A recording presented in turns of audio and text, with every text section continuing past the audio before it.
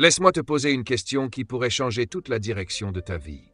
Et si la seule chose qui te sépare de la vie que Dieu a conçue pour toi n'était pas un démon, ni une malédiction familiale, ni un manque d'opportunités, mais une compétence que tu n'as jamais apprise? Réfléchis un instant. Une simple capacité donnée par Dieu que tu n'as jamais prise au sérieux, jamais cultivée, jamais maîtrisée. Nous vivons dans une génération remplie de potentiel, mais noyée dans le temps gaspillé.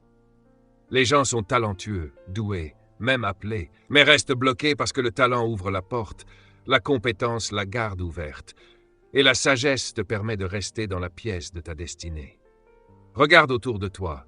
Tant de rêves meurent, non pas parce que Dieu a refusé de les bénir, mais parce que ceux qui les portaient ont refusé de se préparer. Ils attendaient un miracle, mais ignoraient le développement. Ils priaient pour l'élévation, mais fuyaient la discipline. Ils voulaient le succès, mais pas les compétences qui le soutiennent. Ce message n'est pas seulement une motivation, c'est un avertissement et un éveil. Dieu ne t'a pas envoyé dans ce monde vide, il a placé quelque chose en toi. Les compétences qu'il attend que tu maîtrises ne sont pas là pour décorer. Ce sont des outils pour ton but, des instruments pour ta mission, des clés pour déverrouiller l'avenir qu'il a déjà préparé pour toi. Dieu ne récompense pas le potentiel. Il récompense la responsabilité. Tu peux avoir le potentiel de diriger, mais si tu ne développes pas les compétences de leadership, ton potentiel restera caché. Tu peux avoir le potentiel de parler avec puissance, mais sans apprendre à communiquer clairement, ce potentiel reste inexploité. Dieu veut que tu développes ce qu'il t'a confié. Le talent est un don brut de Dieu. La compétence, c'est ce don que tu polis, multiplies et transformes par l'effort, la discipline et la pratique intentionnelle. Le maître dans la parabole des talents n'a pas loué ses serviteurs parce qu'ils étaient naturellement doués, mais parce qu'ils ont multiplié ce qu'ils ont reçu. Celui qui a caché son talent ne l'a pas perdu par manque de capacité, mais par manque d'initiative, de discipline et de compétence.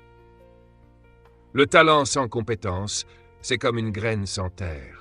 Tu peux avoir quelque chose de puissant entre les mains, mais tu ne verras jamais sa récolte si tu n'apprends pas à la gérer. Dieu regarde ce que tu prépares, pas seulement ce que tu demandes.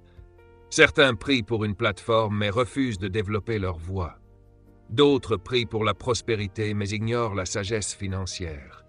Quand tu développes une compétence, tu montres à Dieu que tu es prêt pour plus.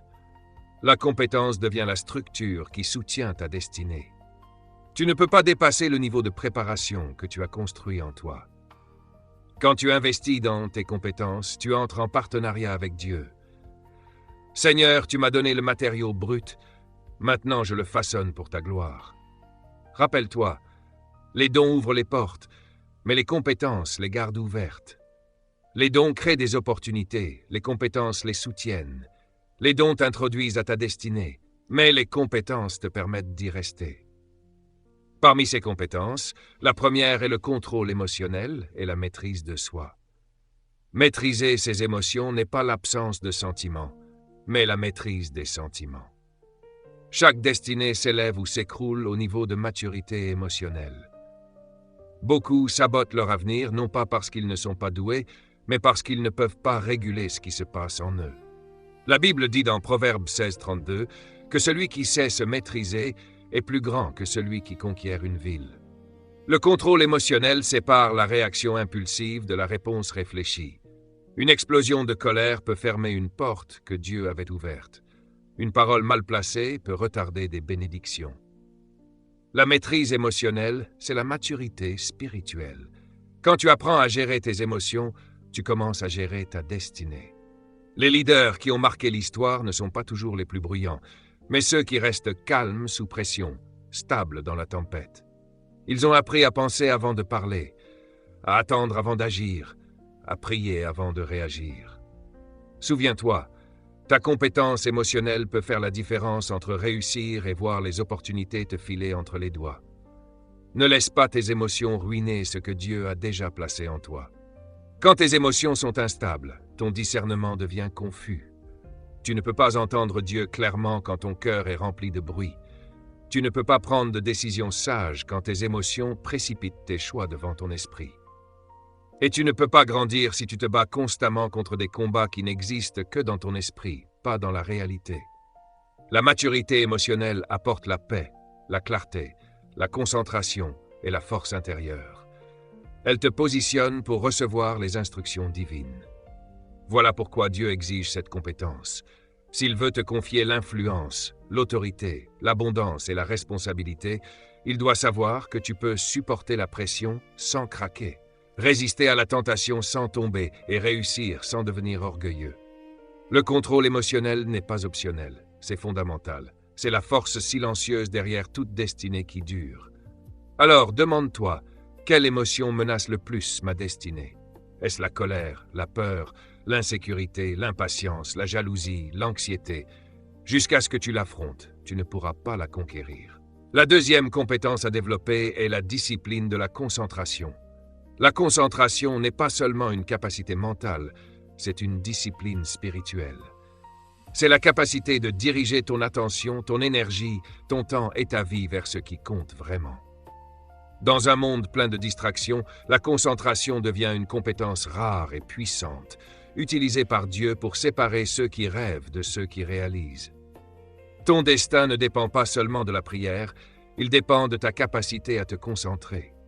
Même Jésus, entouré de foules, de bruit et d'attente, savait s'isoler pour diriger son attention vers la volonté du Père. Ce niveau de focus intentionnel rend une personne inarrêtable. Le danger n'est pas toujours que l'ennemi te détruise, mais qu'il te distrait.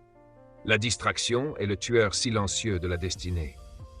Tu peux ne pas pécher, mais si tu es distrait, tu manqueras ton appel.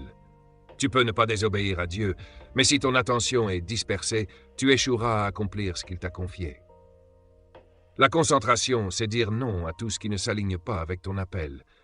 C'est choisir le but plutôt que le plaisir, la direction plutôt que le bruit, la destinée plutôt que la commodité. Elle exige le courage de simplifier ta vie, d'éliminer le superflu et de te concentrer sur les quelque chose qui te rapprochent de l'objectif que Dieu t'a donné. Comme Paul le dit dans Philippiens 3, 13, 14, « Une seule chose je fais, oubliant ce qui est derrière, je tends vers ce qui est devant. » Destinée demande cette concentration. Tu ne peux pas fixer tes yeux sur l'appel de Dieu tout en étant constamment distrait. J'ai connu un jeune homme passionné, talentueux et rempli d'onction, mais incapable de se concentrer. Un mois, il voulait lancer une entreprise, le suivant écrire un livre, le suivant commencer un ministère. Toujours en mouvement, jamais concentré. Son potentiel était visible, mais son inconsistance a empêché ses projets de mûrir. Le succès ne dépend pas de la vitesse, mais de la direction et de la constance. La troisième compétence est l'art de la communication efficace. Communiquer ne signifie pas seulement parler, mais transmettre avec clarté, intention et conviction du cœur vers le cœur. C'est une compétence essentielle que Dieu attend que tout croyant maîtrise. Ta voix est un outil puissant pour l'influence. Beaucoup parlent, mais peu communiquent. Beaucoup expriment des émotions, mais peu transmettent la sagesse. La communication est le pont qui relie ton but aux autres. Tu ne peux pas accomplir ton destin dans le silence. Tes dons dépendent aussi de ta capacité à les exprimer clairement. Les opportunités s'ouvrent quand tes idées sont compréhensibles. Les relations s'approfondissent quand ton cœur est honnêtement exprimé. Les leaders montent quand ils communiquent leur vision avec persuasion. Proverbe 18, 21 nous dit que la mort et la vie sont au pouvoir de la langue. Tes paroles ne sont pas neutres. Elles construisent ou détruisent. Elles ouvrent des portes ou les ferment. Elles guérissent ou blessent. Chaque destinée durable nécessite la discipline de parler la vie, la vérité, la sagesse et avec intention. La communication ne dépend pas que de ce que tu dis, mais aussi de comment tu le dis. Beaucoup de relations échouent non pas parce que la personne avait tort, mais parce qu'elle s'est mal exprimée. Beaucoup de rêves sont rejetés non pas à cause de leur valeur, mais à cause de la manière dont ils sont présentés. Permets-moi de te poser une question qui pourrait changer complètement la direction de ta vie. Et si la seule chose qui te séparait de la vie que Dieu a prévue pour toi n'était pas un démon, ni une malédiction, ni un manque d'opportunités, mais une compétence que tu n'as jamais apprise? Réfléchis un instant. Une simple capacité donnée par Dieu que tu n'as jamais prise au sérieux, jamais cultivée, jamais maîtrisée. Nous vivons dans une génération débordante de potentiel, mais noyée dans le temps gaspillé. Les gens sont talentueux, doués, appelés, et pourtant bloqués, parce que le talent ouvre la porte, la compétence la garde ouverte, et la sagesse te permet de rester dans la pièce de ta destinée. Regarde autour de toi. Tant de rêves meurent, non parce que Dieu a refusé de les bénir, mais parce que ceux qui les portaient ont refusé de se préparer. Ils attendaient un miracle, mais négligeaient le développement. Ils priaient pour l'élévation, mais fuyaient la discipline. Ils voulaient le succès, mais pas les compétences qui le soutiennent. Ce message n'est pas juste une motivation. C'est un avertissement et un éveil. Dieu ne t'a pas envoyé dans ce monde vide. Il a placé quelque chose en toi. Et les compétences qu'il attend que tu maîtrises ne sont pas décoratives. Ce sont des outils pour ton objectif, des instruments pour ta mission, des clés pour ouvrir le futur qu'il a déjà préparé pour toi. La Bible dit dans Éphésiens 5, 15, 16, « Marche avec soin, avec sagesse, en rachetant le temps. » Autrement dit, marche intentionnellement, marche habilement, cesse de perdre ton temps, cesse de retarder ton devenir. Ne vis pas négligemment, le temps n'attend personne. Aujourd'hui, je te parle avec urgence, parce que ta destinée mérite urgence. Ce n'est pas le moment de te reposer, c'est le moment de te réveiller, de te lever, de grandir, de développer et d'affûter ce que Dieu a placé en toi. Car si tu ne maîtrises pas les compétences nécessaires pour ton futur, la vie avancera sans toi. Ce soir, nous allons découvrir 5 compétences que tu dois apprendre avant qu'il ne soit trop tard. Pas optionnelles, pas négociables, essentielles, critiques pour ta destinée. Pourquoi les compétences comptent pour Dieu? Quand on parle de compétences dans le contexte de la destinée, beaucoup pensent immédiatement au talent naturel. Mais talent et compétences ne sont pas la même chose. Le talent est un don de Dieu, un matériau brut. La compétence, c'est ce don que tu affines, polis et multiplies par l'effort, la discipline et la pratique intentionnelle. Dieu donne la graine, tu façonnes la récolte. C'est pour cela que les compétences comptent profondément pour Dieu. Le talent révèle ce que Dieu t'a donné, mais la compétence révèle ce que tu lui rends. Comprendre cette différence transforme ton esprit. Le ciel ne récompense pas le potentiel, il récompense la responsabilité. Tu peux avoir le potentiel de diriger, mais si tu ne développes pas les compétences de leadership, ce potentiel reste enterré. Tu peux avoir le potentiel de parler puissamment, mais sans apprendre à communiquer clairement, ce potentiel reste caché. Dieu ne veut pas seulement que tu possèdes des dons, il veut que tu développes ce qu'il t'a confié. La parabole des talents, Matthieu 25, 14-29, le montre clairement. Le maître ne loue pas les serviteurs pour leurs dons naturels, mais pour avoir multiplié ce qu'ils ont reçu. Celui qui cache son talent ne perd pas sa récompense par manque d'aptitude, mais par manque d'initiative, de discipline et de compétence. Le talent sans compétence, c'est comme une graine sans terre. Tu peux tenir quelque chose de puissant entre tes mains, mais tu ne verras jamais sa récolte si tu n'as pas appris à le gérer. De même, Dieu ne regarde pas seulement ce que tu lui demandes, il regarde ce que tu prépares. Certains prient pour une plateforme, mais refusent de développer leur voix. D'autres prient pour la prospérité, mais ignorent la sagesse financière. Certains prient pour des relations, mais négligent la maturité émotionnelle. Le ciel répond à la préparation. Développer tes compétences montre à Dieu que tu es prêt pour plus et attire la responsabilité. La compétence devient la structure qui soutient ta destinée. Tu ne peux pas monter plus haut que les systèmes que tu as construits en toi. Tu ne peux pas opérer au-delà de ton niveau de préparation. Voilà pourquoi Dieu exige que tu multiplies ce qu'il t'a donné. Investir dans tes compétences, c'est entrer en partenariat avec Dieu. Seigneur, tu m'as donné le matériau brut. Maintenant, je le façonne pour ta gloire. Compétence 1. Le contrôle émotionnel. Le contrôle émotionnel n'est pas l'absence de sentiments, mais la maîtrise des sentiments. Chaque destinée s'élève ou s'effondre selon le niveau de maturité émotionnelle.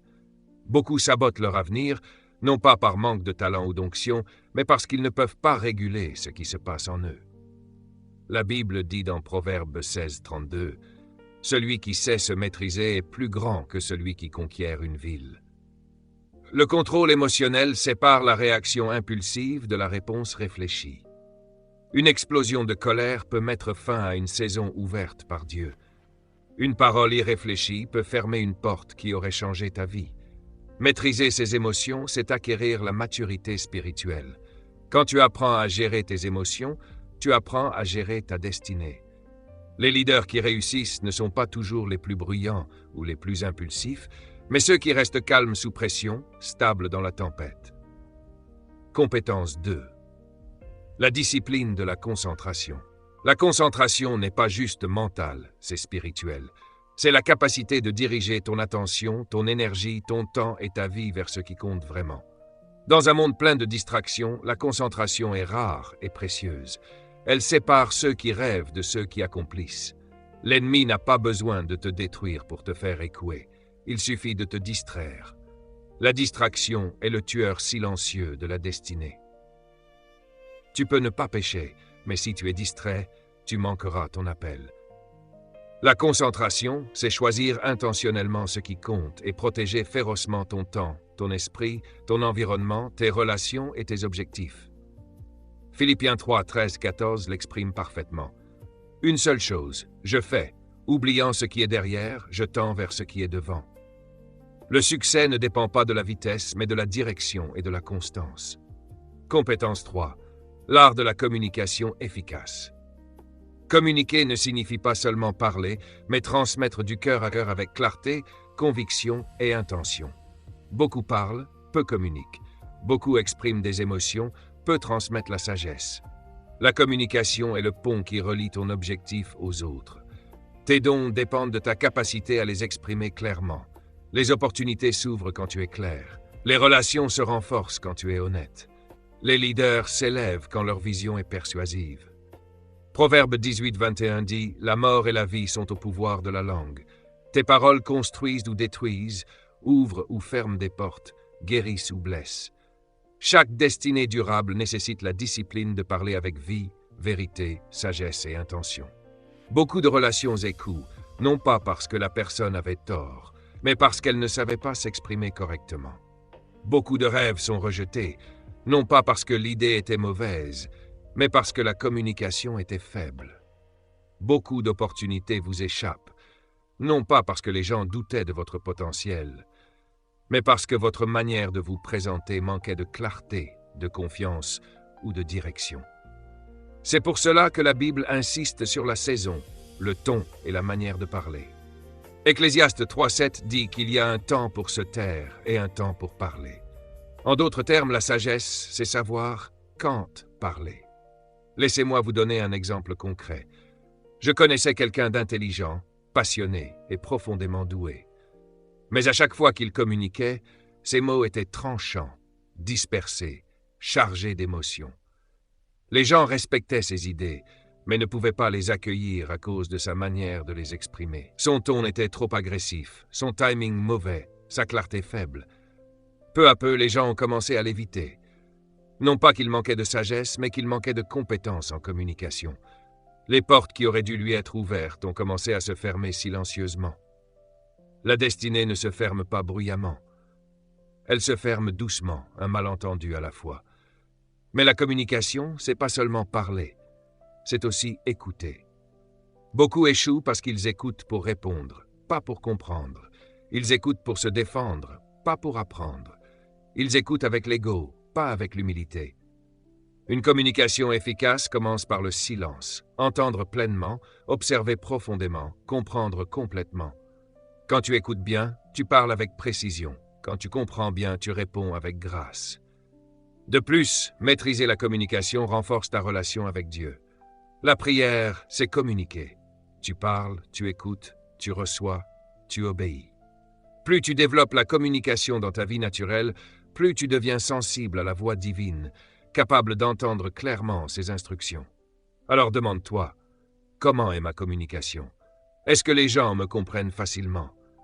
Est-ce que mes paroles apportent la paix ou la tension? Est-ce que j'explique clairement mes idées? Est-ce que j'écoute avec respect? La prochaine étape que Dieu veut te faire franchir exige que ta voix grandisse, que ton expression s'améliore et que ta clarté s'affirme. Les grandes destinées s'effondrent quand la communication est faible, mais elles s'élèvent quand la communication est maîtrisée. Compétence 4, la prise de décision et la sagesse. Il vient un moment dans chaque destinée où tout dépend d'un seul choix. Une seule décision. Pas 1000 prières, pas 100 opportunités, pas même l'intention de ton cœur, mais la décision que tu prends dans l'instant décisif. Ta vie n'est pas construite sur des souhaits ou des émotions, mais sur les décisions que tu as prises dans la pression, la confusion et la clarté d'hier. Chaque élévation commence par une décision. Les gens ne réussissent pas par hasard. Ils ne trébuchent pas sur la grandeur. Ils choisissent leur chemin vers elle. Tes décisions ouvrent des portes ou les ferment. Chaque mauvaise décision crée une mauvaise saison. Chaque bonne décision aligne ta vie avec la volonté divine. Beaucoup prient pour une nouvelle vie, tout en prenant des décisions qui maintiennent l'ancienne. Certains demandent l'élévation, mais conservent des habitudes qui garantissent la stagnation. La Bible dit dans Jacques 1, 5, 6, « Si quelqu'un manque de sagesse, qu'il demande à Dieu qui donne généreusement. Mais il ne doit pas douter, car le doute le rend instable. La sagesse est disponible, mais l'indécision la bloque. Quand tu demandes la sagesse, sois prêt à suivre la direction de Dieu, même si elle te met mal à l'aise.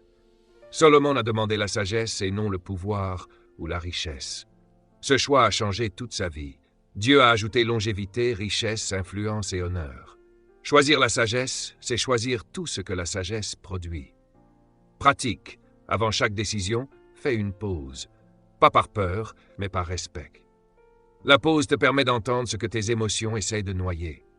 Considère les conséquences. Ne pense pas à l'instant, mais à ce que cela produira demain. Chaque décision est une graine qui fera pousser ton futur. Prie pour la clarté, pas pour le confort. La clarté construit la destinée. Le confort ne fait que maintenir. Compétence 5. La constance et l'endurance. Il y a une vérité simple. Ce qui sépare ceux qui désirent la transformation de ceux qui l'expérimentent réellement, c'est la constance, pas la passion, pas le talent, pas l'inspiration. Beaucoup échouent, non pas parce qu'ils ont mal commencé, mais parce qu'ils ont abandonné. Ils ont prié une semaine et ont renoncé. Ils ont planifié un mois et ont arrêté. La plupart des destinées ne s'effondrent pas au début. Elles s'effondrent quand quelqu'un s'arrête, alors qu'il était à quelques pas de la percée. Consistance crée l'élan, et l'élan crée la maîtrise. La Bible dit dans Galates 6, 9, « Ne nous lassons pas de faire le bien, car nous moissonnerons en son temps si nous ne nous relâchons pas. » La moisson n'est pas pour ceux qui commencent, mais pour ceux qui persistent. Daniel est un exemple.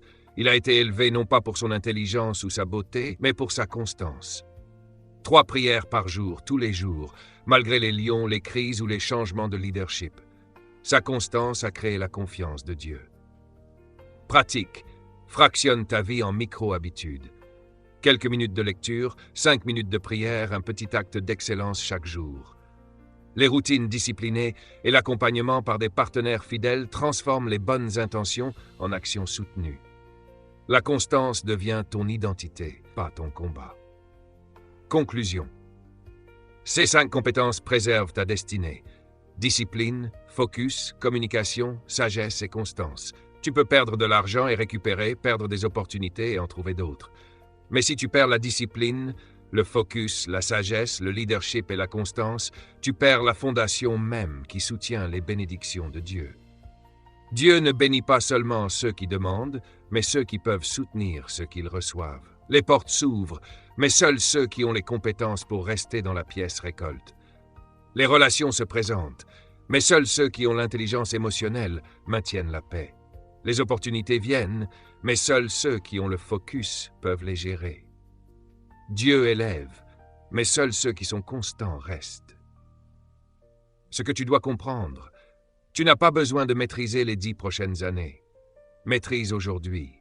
Aujourd'hui ta discipline, aujourd'hui ton focus, aujourd'hui tes décisions, aujourd'hui ta constance.